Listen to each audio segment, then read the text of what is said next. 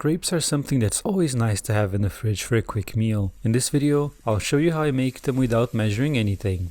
In a large bowl, I'm gonna add 2 eggs, preferably with no shells, as the crunch would be very unpleasant. You can add only 1 or more eggs depending on how much you want to make. Then I whisk the eggs together, add some all-purpose flour, and whisk the 2 together until there are no lumps. That is followed by some whole milk, which I also whisk.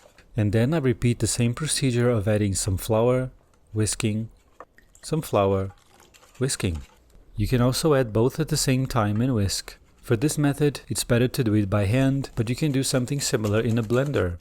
This is way too thick for me, so I'll add some more milk and see where it takes me. Still a bit thick, so more milk. Now for a good pinch of salt, and that's all. I'm not adding oil or melted butter because both the milk and the egg yolks have fat, and I'm not adding sugar because milk has some natural sweetness, but you can add both of these things according to your taste. Some people say you should let this mixture rest in the fridge for an hour, and you can do that, but I haven't noticed any difference, so I never do it. I like my batter to have this consistency. Now for the cooking. Before starting, test to see if your pan is hot enough by sprinkling some water on it. If the droplets start to dance on the surface, your pan is ready. I like to run a butter block on it because it's easier that way. Then I lay some batter and swirl the pan around to distribute it.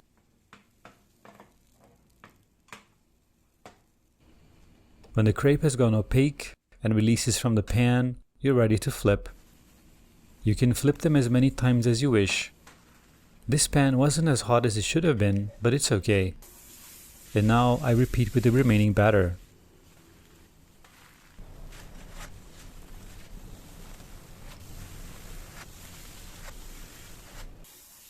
That's more like it.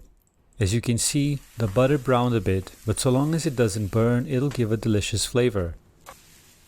Looks really nice. Whenever you're done, keep the crepes covered with a cloth so they don't dry out. In the interest of science, I must test them.